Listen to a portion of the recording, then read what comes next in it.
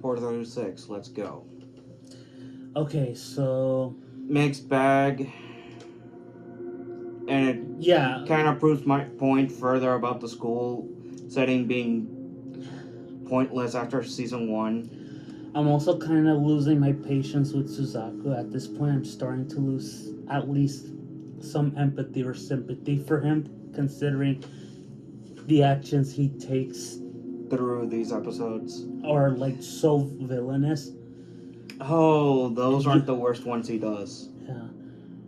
I know the worst ones he does. Mm-hmm. So trust me, when we get to that, I'm actually my curious problem with to see your Suzaku is not reaction. my problem with Suzaku is not his villainous behavior. It's how the show frames his villainous behavior. Like he's still in the right. Yeah, exactly. Even though he's not. Exactly. That's kind of my major problem with this season, and especially how Sunrise treated Suzaku for this season and any other time they've treated it outside of the show. Mm-hmm. They always treat like Suzaku he's in the right. He's not. He's always been in the wrong. Yeah, the show frames it, like visually frames him as him being more morally righteous, even though no, he's not. He's basically the main antagonist from Gaia Gear, just worse. Considering, I mean, you can argue he's technically the main villain of the show right now. Yeah, yeah, exactly. Because it's the Vegeta problem, but taken to an extreme. Yeah, because as far as I'm concerned, he's a better villain than the actual villain of this season. You mean Charles, or we'll get to that, or V2? We'll get to that. All right. Yeah, like, all right. Episode 4. Let's start. Oh yeah, Rolo gets like Rolo fails at his own job. Yeah. Because he got emotionally manipulated by Lelouch. Yeah, which good. He's a fucking murderer. Yes.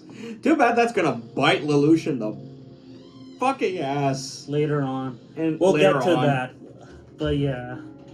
Then we get to another school episode, which, okay, I'm going to slightly defend this one. Slightly. Because on its own, as a school episode, it's funny. But it's an episode that should have been in season 1. Thank you. Like, I don't mind that they are doing school episodes. They should have been in season 1. Like, make season 1 a bit longer. Yeah, like, it also doesn't help that the fan service gets a bit unnecessarily extreme. Oh, no. It was unnecessary, period. Yeah. Like, the fan service in episode 5 is so unnecessary. Yeah. I can excuse the ass shot because at least Colin was there to retrieve C2. But with Villetta, I'm like, no. Okay, no school will do that. Shut up. Like, I know this takes place in an anime hidden reality, but come on, you're trying to write this serious political show and you're just... Fan service for no reason. Like, at least when Ava did its fan service, or at least Gundam, it was with a thematic purpose. Or hell, Kill la Kill. Yeah. But yeah, it's just there just for the sake of it, for some anime comedy. And also because, horny. Yeah. We get to episode 6, and I think this is the point where I'm slowly starting losing empathy or sympathies for Suzaku because he's such a awful human being. The way he's due to his actions, yet the show frames him as being morally in the right. Not just in the right, but morally complex, even though he's not. He really isn't. He's worse than Lelouch. Yeah.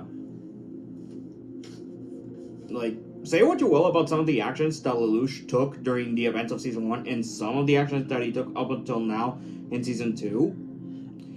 But Suzaku actually makes it worse. Yeah, like, it's the Vegeta problem, but worse. Because at least in some of the parts of Z, yeah, he's treated in the wrong, in the Cell arc and the Boo arc. It's not enough, but it's there. Yeah. Here, it's like the show visually portrays him as morally complex, but he isn't. Yeah. He's an asshole, and he's using the trauma of his dad to be an asshole. Yeah, like I said, we're already in the season where basically all my problems start to come to fruition. The problems that I saw in season 1 are starting to come forward now. we aren't at the worst of it yet, but we're slowly getting there. Yeah. Or rather, we're going on a slow, fast track to it. Yeah, and I wouldn't even mind episode 5 if it had like the whole identity stuff. It's kind of there, but it's not enough there. Exactly. Like, Lelouch pretty much single-handedly took out the entirety of the OSI, the investigation unit that was keeping an eye on him, just with Rolo. Yeah. Like, he's pretty much safe outside of Suzaku. Yeah, he also blackmailed Valletta, so... Yeah, like, again, he's pretty much safe. Yeah. Like, at that point, screw anything involving the school? Yeah, they already took care of that. I imagine that's not the last time we... Okay. No, this isn't the last time we'll see the school. I mean, okay... As long as it has that type of comedy writing, I partially don't mind. But I'd say partially, because... If it's not entertaining, then fuck it. But yeah. Again, it could have just easily been replaced with a, work building or something. I don't really know why they kept the school setting. Yeah. Yeah, like Nanali, and also Nanali, like... is now the Viceroy of Area of 11. On the one hand, that's kind of stupid of her, considering the last time her dad... Exactly. Like there is naive and then there's stupid. Yeah. This is stupid. Yeah, like you would think she would hate her dad. I don't hate Nanali. I really don't. I think she was a fine character in season 1. It's just the writing for her here is really stupid. Like yeah, like it's gonna get worse. Oh God, is it gonna get worse? But we'll get to that when we get to that. Yeah. As far as I'm concerned, this is gonna be a short review because. Yeah, not much of bad or good really happened. We got set up for bad shit and good shit as well. Like the upgrades to both to the Gurren and seeing the upgraded form of the Lancelot. Yeah. Look, I have a friend of me that tells me that the ending will make it all worth it. I hope he's right. I hope, because if the ending doesn't live up to it, then I'm sorry. The ending is actually great. I actually agree with your friend on this. It is a great ending. My problem is it's not earned. Earned, okay. Like we'll get to it. You'll see what I mean, because for as good as the ending is, I feel like some points during the journey to it isn't right. Isn't earned. Yeah. Like there could have been workarounds. You could have changed the ending even because of some of those workarounds. Yeah. Also, the episode 5, is flawed, but has some of my favorite bits of comedy, like Lelouch throwing C2 in a tomato thing. Replace that with a trash can, and you have my feelings on the character.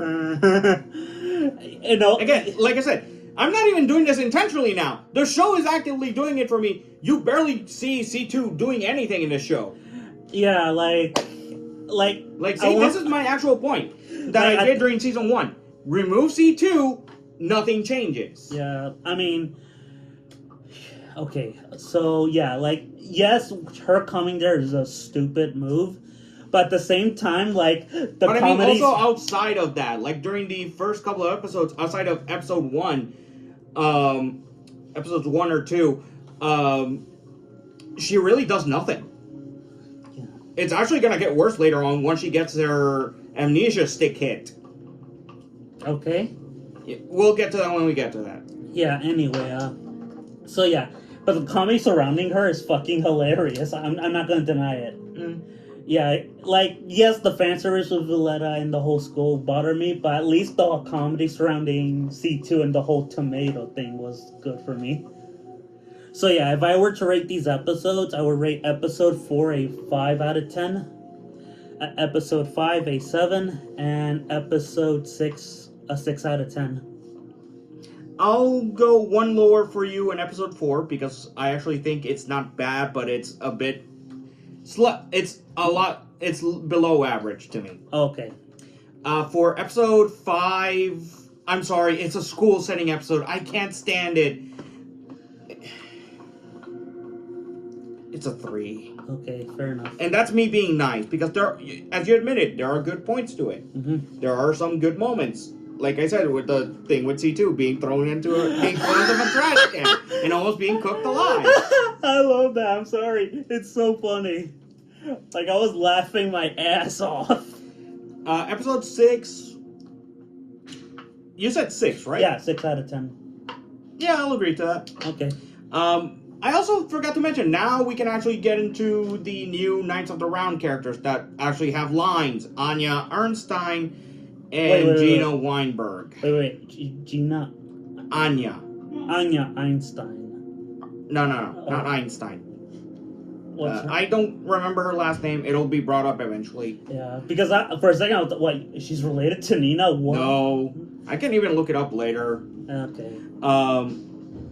For the next time. But Gina Weinberg, the Night of 3, I think it was, his introduction was interesting. I like his mech, his Nightmare Frame, the Tristan. It reminds me of the Zeta a bit. It kind of has Zeta vibes, really. Yeah. Which, hey, anything that looks like or gives me Zeta vibes, cool. Hey, actually, it has the same color scheme, too. Exactly, that's what I mean.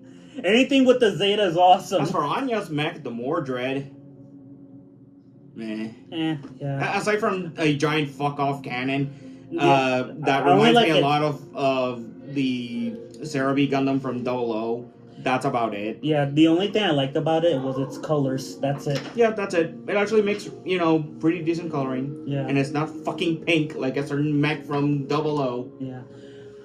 Stop with the pink. It's done. It's over. I'm never letting that machine go. That is an abomination. I mean, I agree with you, but I'm like, it gets old when you bring that up over. But anyway, But aside from that, really, these episodes were... Okay, so... were fine. Mm-hmm. Like, overall, I'd say... If I'm taking... Like I said, we already ranked them separately. If I were to rank these 3 episodes in a single term, I'd say 5.